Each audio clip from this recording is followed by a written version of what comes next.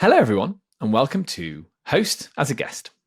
I'm delighted today to be joined by Patryk Swiatek, a good buddy of mine, someone I've known for many years over the industry, at industry events.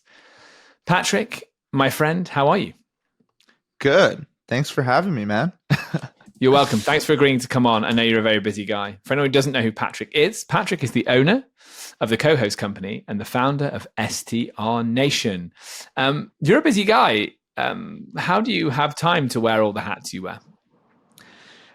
Yeah, good question. I asked myself the same thing. No, I think at the end of the day, I wouldn't be able to do it without my team. I think that's a testament to building a strong, members of teams that have their own respective roles that help, build the company vision. So I'm not doing everything at once.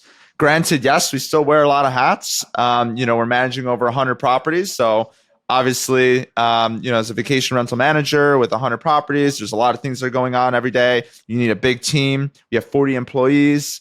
So that really is the testament to allowing me to do what I do. And I love that. I love we've so much to unpack there, and we'll get into it all in the fullness of time. The first thing to say is you are incredibly bright, ambitious guy. You're definitely someone who's moving quickly, because when I last spoke to you, when we last spoke about growth, I think you were probably at far fewer than 100 listings. How have you managed to get to this level so quickly? Yeah, no, 100%. So let's take it back a notch, right? Like my history really starts, I was in the tech world, did a bunch of stuff. I'll save you the story for later. It's a lot of tech oriented stuff like product management and things like that. Eventually I ended up in real estate. I worked as a product manager at a real estate company, a big one that you might know, called Avance.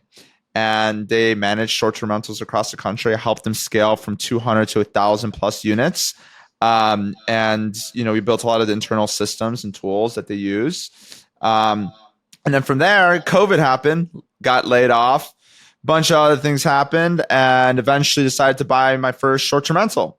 Bought my first short-term rental, sight unseen in the Smoky Mountains of Tennessee here in the United States. And eventually I met a business partner that was doing flips at the time that wanted to get into Airbnbs. I leveraged his capital to be able to buy these ugly homes and turn them into these beautiful Airbnbs. And we did five. We did four of those. And so, we had five. And by 2023, this is by 2023, right? March 2023, I acquired, or let me backtrack. From March 2023 to March 2024, that 1 year sprint, I was able to go with 5 of my own properties to 100 plus under management. That was in under 1 year. So, that kind of growth was crazy. How did I do it? I did it by not only, building a great owner acquisition channel and doing all that, but also I bought property management companies. So I bought my first one March 2023, my second one in December, and my third one February of 2024. So that's the story. That's how I scaled so fast. I love it. So you did what many people do in reverse, right? So some people start by managing other people's properties, and then eventually raise enough capital to start buying their own, and then they start to scale back. So clearly you've looked at this market and thought, I can make a bob or two here, or I can build a substantial business by managing other people's properties. What made you decide that was the jump, right? You'd established you had a way of buying properties and starting to build that way. What made you realize you also needed to jump into the co-hosting way of doing business? Yeah. So I think that's a good question. I think a lot of times people are like, well, I have my own properties. Why would I want to manage other people's properties and have the headache? The way I saw it was like, well, hold on. I have all these systems in place. I'm going to already have to do the work for these properties. Why not just buy a management company that already has all the systems in place, plus the employees, plus the tech stack, plus everything else I need, and then just apply all of those resources across my own properties and their properties, so that I not only make more cash flow, but also I'm operating at a better margin, right? So I'm operating at a more efficient economies of scale than me alone. I couldn't afford a virtual assistant to help me, be a guest manager and talk to guests.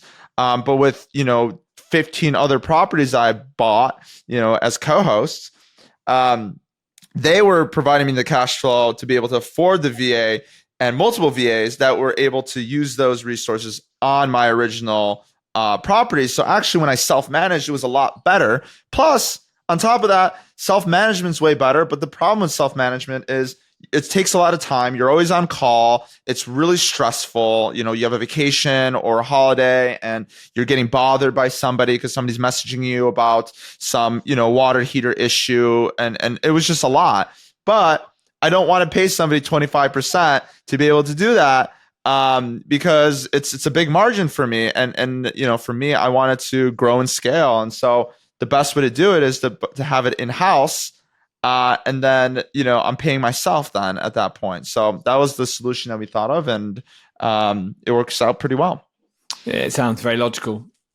Does that mean then you've fully integrated your portfolio now such that your owned and managed portfolio sits alongside your co-hosting portfolio seamlessly?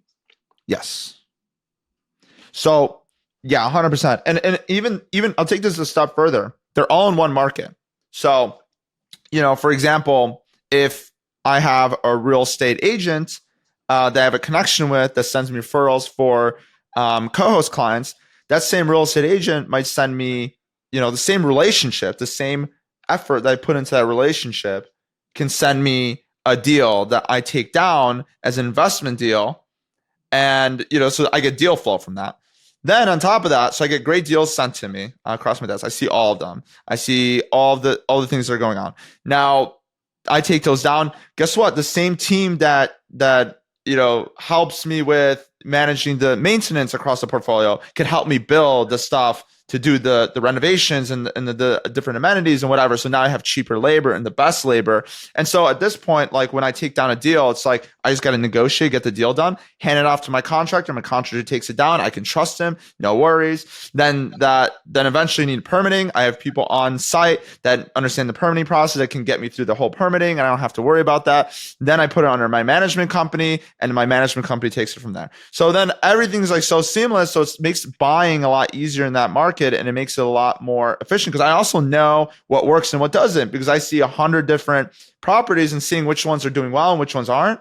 And I understand how can I tailor this property to be a top performer. And I know that because I have data. I have real-time data, not AirDNA data, but direct source data. So that's been a really big help for my portfolio and my investment criteria for what I'm trying to build. So dig into that real data. Does that then lend itself? So that's clearly something you're looking for when you're eyeing up a deal. You're saying, I think I can take this property and I can get more out of it than the market thinks it can get out of it. How do you then go about that? Are we talking about amenities? Are we talking about pimping these places out? Yeah. In my case, yes. So like, for example, I see in my market, I see data, like I use key data. So I have all the non-pool homes or all the cowboy pool homes, which is a whole thing. It's like taking a stock tank and making it into a pseudo pool. It's not really a pool, but whatever. And then there's the in-ground pools. And I see the number difference between all three of those. And then I can see like, oh, wow, well, my investment based on these RevPARs, my investment will pay off in probably like 3 years or whatever. And then I also see numbers of like, okay, this, like, I see anomalies. I see like, okay, this is a huge outlier. Why is this property such a big outlier? And the thing is, I'll see that before AirDNA sees it because AirDNA doesn't show all comps. AirDNA will, from what I've realized, and maybe I'm not an expert on AirDNA, but I see that they don't put anything that's not, a lot of times it's not 100% accurate. I see like a lot of my properties are like, yeah, this property made 700,000 a year. I'm like, we blocked it a lot for the owner. That did not make $700,000 a year. That was more like 300,000. So, there's definitely some discrepancy there versus when I see it, I can see the actual numbers and the statements every month. And I'm like, wow, this property, and I can see it ahead of time. I can see like it booking out like 4 months in advance. I'm like, holy crap, this this concept did so well. Why did this concept do so well? What about it? It's like, whoa, because it had a movie theater and it had a spa experience. And I'm like, well, I can just emulate that. And so I can just build that before anybody else realizes that it's on there for, after a year, they get the full data and then people start catching on. But I'm already on it because I already see the direct data right away for month 1 or 2, So that's kind of what I'm referring to. Yeah, totally. So you use the economies of scale to get the advantage on your competitors in the sense, because they're having to rely on external data sources that are also having to rely on scraping. You're seeing in real time what's happening. Makes a ton of sense. I guess that means then your growth strategy continues to have this twin approach, right? So you're looking for property companies you can buy, or you're managing other people's properties as well as looking for your own deals, because that scale is going to, in your opinion, I suppose, keep giving you the advantage. Absolutely. And just knowledge of the market. I think also the idea of when you have there's a guy that said something that really stuck with me.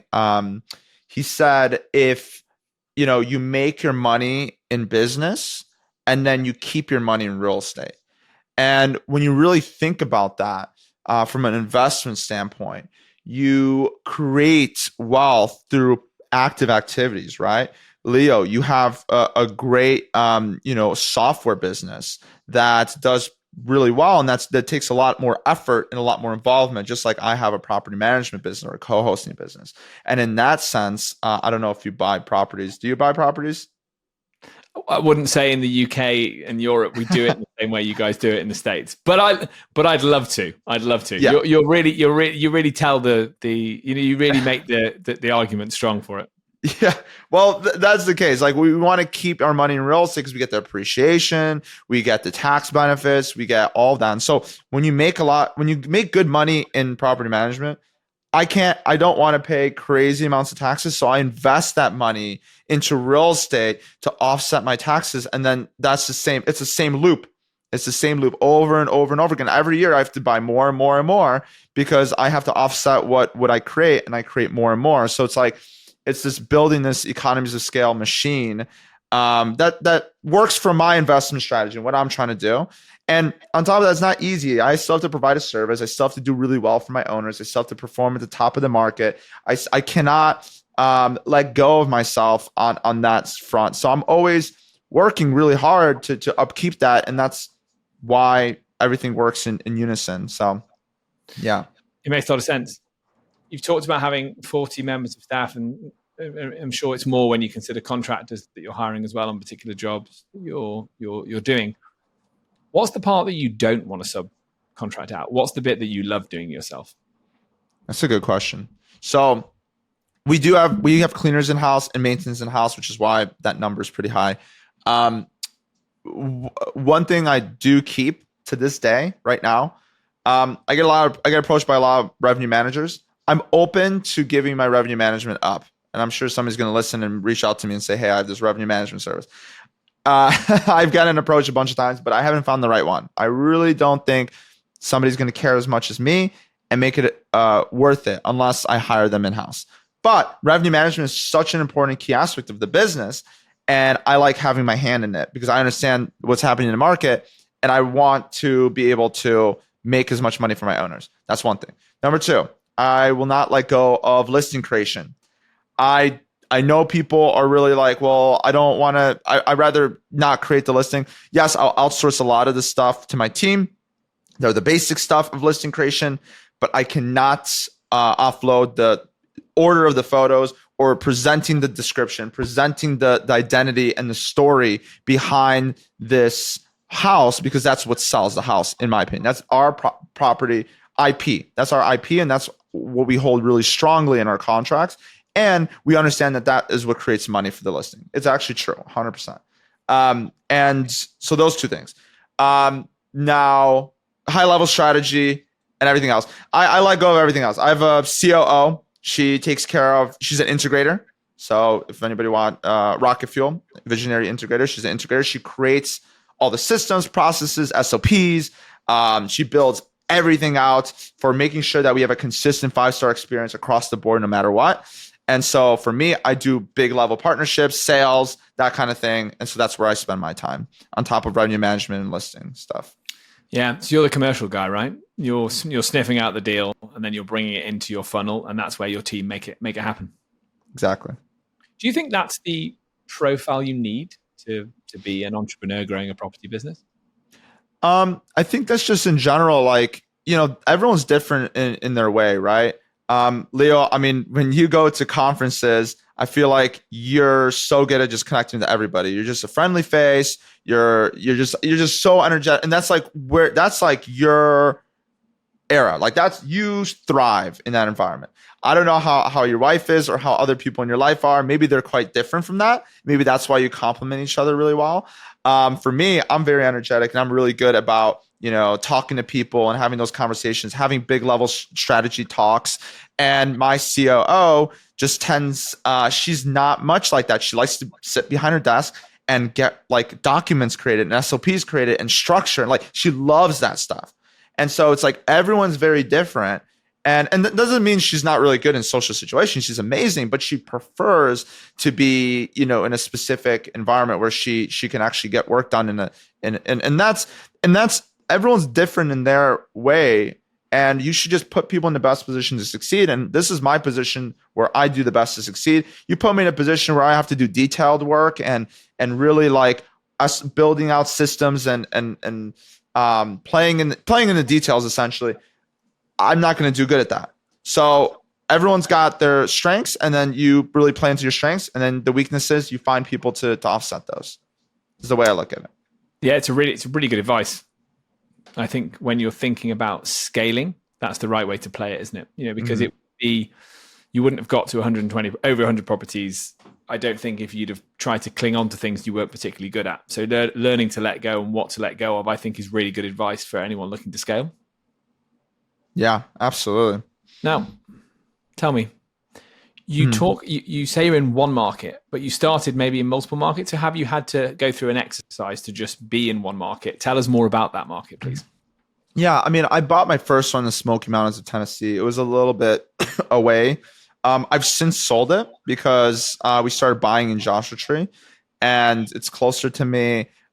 We started to know the market better. And then I started realizing that I was focusing on two different markets, and I was trying to balance becoming an expert in two markets. And I realized that was not really that efficient. So I took that property that I had in the Smoky Mountains and I sold it. And I went all in on Joshua Tree. And I have been since then. And it's hard, Leo, because sometimes people present you opportunities that are incredible in other markets. And so far, I haven't really taken any of those opportunities because I believe that I want to work in my genius, and I want to work in the thing that I'm really good at and the thing that I'm an expert in, and that's just Joshua Tree. And so I've been reluctant to veer off track there. Yeah, I like this line of conversation because I'm obsessed with how, if it's possible for hosts, property managers to keep the consistency, the quality, the scalability of their businesses if they start working across multiple markets. And I assume that that's what you're saying here, right? You're an expert in Joshua Tree. You feel very confident that when someone puts a deal in front of you, you can assess whether it's a good deal for you quite quickly. And I guess if you start to stray too far from that, but if I was to challenge you and say, Patryk, I need you to go to 5 markets in the next 5 years to continue to hit the growth that you've hit. Do you think it's possible, or would you say, do you know what, I don't think that's right for us in the business and what we're trying to achieve? It is possible, but you have to find somebody that feels ownership of that market and feels like they can actually take it and become the expert. You have to have that one expert in that market, in my opinion, to be able to do high level stuff, kind of like what I do. I can do that, but then I'm splitting my attention, right? At that point, like here's the thing. When you get to 100, 120 units, it's hard to compete with somebody that has 1 unit and they're 100% focused on that 1 unit and they have all of the attention on that 1 unit, and they're going to try to provide a better experience than you. So for me, the way I look at it is like, I don't want to forego quality. And the best way not to forego quality is to really focus on dialing in operations, and putting operations in a different market only makes it more difficult because, for example, in Joshua Tree, I have the central supply location, and we take the supplies. We have a way that and the right personnel. We have the right personnel to be able to take that to fill the supply closets, to make sure everything's in check in terms of like security cameras, to make sure that we know where the propane swaps are happening, to understand how Burtech is working, to understand how everything. So I want the whole experience for owners to be incredible, where they come on, we onboard the owners, they understand the processes, the way that we work. We want the same consistent experience for guests, making sure that they come there and for instance, your communication team needs to learn the market too, right? So it's like we have training modules to explain how the desert is different from other markets, and understanding like the nuances of like how far is the store from here, or how is this. So that just makes the guest experience more seamless, and it allows you to have that five-star experience. I don't want to do a 4-star experience across 5 markets. I'd rather do a 5-star experience in one market, and a true 5-star experience. And eventually maybe a Ritz-Carlton kind of experience where people are really like, holy crap, it's a consistent thing every time. So it's where every time we come into a house, it's the same experience. And that's really hard to do in bigger houses that are all different from each other. It's not like a hotel where you have the same room size, more or less, across the board. It's all one location. Like, these are in different locations. They're different. There's different aspects to them. There's a lot more stuff that's happening. There's fully stocked kitchens and all this other crap. And it's like, how do you maintain, the consistent experience? And it's like really hard to do that at a high level. Yes, I can do it at a low level. I can, do it okay. But then how do I do that same level of consistency across multiple markets? I would have to, in this sense, probably just buy a property management company in another market that's figured it out already and has all the connections and has everything in place, and then just do it better and put our spin on it, and then just scale from there. So that's the way that I see myself doing it. And or it's like an adjacent market that's like easy, like Joshua Tree to Palm Springs is like pretty similar in a lot of ways. So that would be a little bit of an easier step to do that. Very, very interesting. I could talk to you more and more about this. By the way, I've never been to Joshua Tree, and I can't wait to come at some point. I just need a conference nearby, right? To get STR Nation back going, Patryk, and put something close by to Joshua Tree. Tell me, we talked there about 5-star guest experience. That goes right back to the properties that you're selecting. So that goes right back to your acquisition funnel. So when you're deciding either to manage or buy a property, if you're taking something that needs to be fixed up, you're fixing it up to what you would say is a 5-star level, right? So is that the guest you're going for? Or when you say 5-star, you just mean in terms of making sure that everything is done quickly and efficiently? What's your understanding of that word? Yeah, no, 5-star experience all around. The house, the experience for the guest, the experience for the owner, the experience for the team members, the morale of the team. So, I'm holistically looking at it as like for instance, I study how hospitality works across hotels, right? The Ritz-Carlton, these big hotels, like they have a lot of, it starts with the team, right? A lot of team morale. They pay their team well. They treat them really well. They have a philosophy. They understand values and systems and understanding like how they are as human beings. That translates into the guest experience. How are the guests greeted? How are the guests treated when they arrive at the house? How is their experience overall? Then there obviously is a quality check for the experience itself. What does that experience actually look like for a luxury brand? And a luxury brand like ours, like we need amenities. Like when I see a house that doesn't have the certain amenities that we're looking for in this market, I can't take it on. So it needs to be a high-end home in some ways. It doesn't have to be like a cookie cutter, like new build home, but it has to be a unique experience that is clean, that is, doesn't have, that's like up to date in some capacities. That's, like has all the bells and whistles that people are looking for, like a water feature, like a hot tub and a pool in my market are necessities. So having those aspects is definitely something that we look for. Having views, having like boulders on the property, like stuff like that, like things that like people come to Joshua Tree for. And really the big one is a remote. People really come to Joshua Tree to get away from everybody. So I understand that. And I understand that that's our demographic. So we want to find something that feels like you're private and you're remote, and that you can embrace the nature and the outdoors. So that's basically what our criteria. Very interesting. I think remote, secluded, coastal, in general, lots of those sort of get away from the crowd type segments of the market are having a better time than the urban at the moment. Might be to do with regulation, or might be to do with slight market saturation in terms of supply levels versus demand. Not answering that one. Do you feel that, given what you've said about in Joshua Tree, the need for it to be remote, do you feel there is a saturation point with the Joshua Tree market where if it becomes all short-term rental around every corner, it loses its draw for the visitors? Yeah, I mean, there's always, like, the first question I get when I tell people I'm in Joshua Tree is, isn't that market saturated? The way I look at it is that market already has any saturated market, Orlando, Joshua Tree, with Smoky Mountains, Tennessee, whatever, all these big markets that people know about in the United States.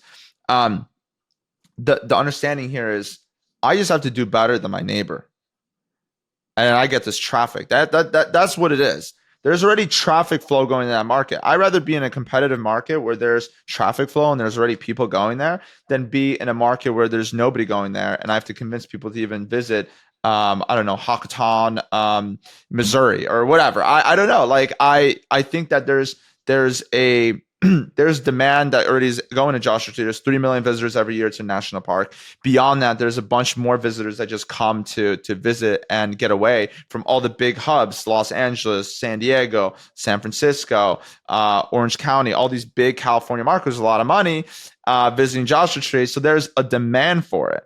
And then I see Palm Springs and how big it got, and how much bigger Joshua Tree can get because of the growth potential of Palm Springs. I think that closing that gap, like, I understand that there's a big market for Joshua Tree, and I feel like there's a lot of creatives and a lot of really big investments that are happening there. So for me, I look at it as a holistic market that I think that, saturation, yes, there's saturation, but at the same time, if you build a great product, it can stand the test of time. And I do like your point there about, look, if it's a saturated market, it means it's a popular market. I suppose as well, tell me if this is true, because I don't know that much about Joshua Tree. If it's a market geared to visitors, the regulation is more favorable to STR? Yes, because the county relies on that income. So they're going to do pro STR regulations to be able to uphold that income. And how much of a relationship do you have with policymakers locally? Do you get involved in any of that? I do a bit. There's a lot of things that obviously get very frustrating when you're working with local policymakers. But we do as much as we can, and we need to, because we have to educate our homeowners on what they need to do, and plus for ourselves what we need to do moving forward. So we do. It's been pretty interesting, but yeah, there's a lot of ongoing stuff going on that we don't have much control over, like building codes. But it's part of the game. It's the way we look at it. Patryk, you're smashing it in this market. You're growing a business at rapid speed. So I look forward to seeing what you do next. And probably the next time we speak, you'll have 100 more. Who knows? Well, we're going to speak next week, so at the RMA. So I don't think I'll have 100 next week. Let me rephrase. When I speak to you next on the podcast, when we have you back on, you might be at 100 more. Are you SDR for life, or do you have an exit strategy that takes you out sooner than that? I'm STR for life in the sense that I will own vacation homes and rent them out. I think I love that strategy. I love to travel to different locations and have I would love to have a beach home. That's a dream of mine. So there's definitely things like that I'm going to have for life, in terms or hospitality assets in general. But in terms of doing the business, like managing properties, it's tough. It's a very draining business.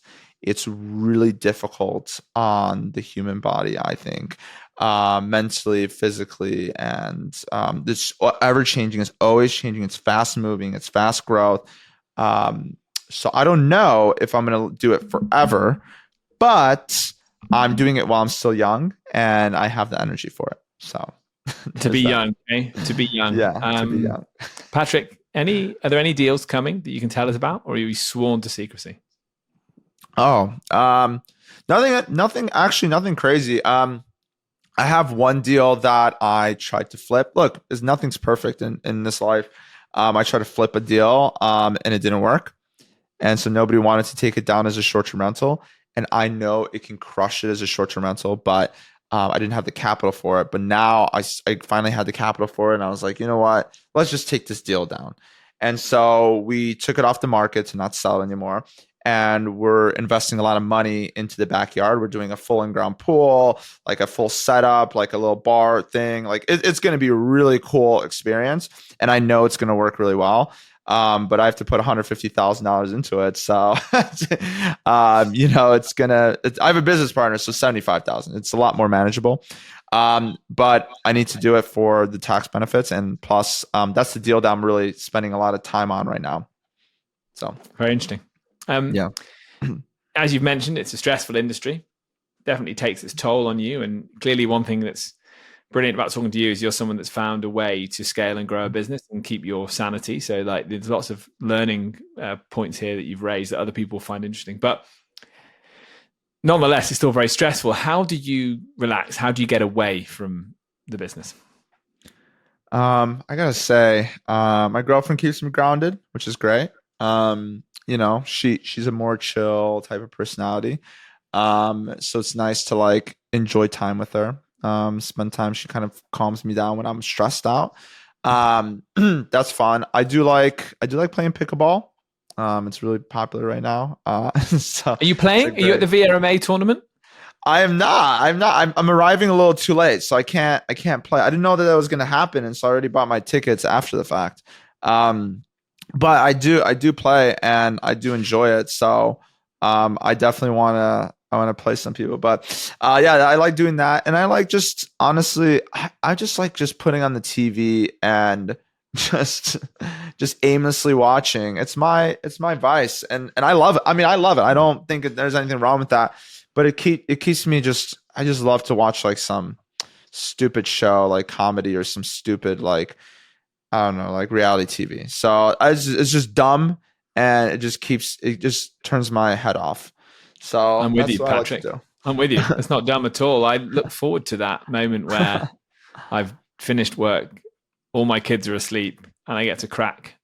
And you watch Love Is Blind, right? Always. Well, my partner watches it, and then I join. I'll blame her for it. But yeah, we love. That's one of our things too. TV together is a nice. Very, very good one. It's a great decompressor, isn't it? Thanks, my friend. This has been really, really interesting talking to you. Like really, there's lots of great take homes for people here. So if people want to speak to you directly, learn a bit more from you, how can they reach you? Yeah, so you can reach out to me on Instagram, Patryk, PATRYK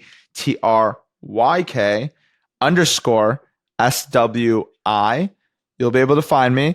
And I'm happy to connect, happy to answer any questions you guys have, happy to just chit chat. But whatever you guys want, I think at the end of the day, I'm just available. You can find me on LinkedIn, Patryk Swiatek, same thing. Just let's connect and let's chit chat. Thank you, Patryk. And for anyone who's enjoyed today's show, please hit like, share, subscribe, and all the usual social places. And we look forward to seeing you again next time.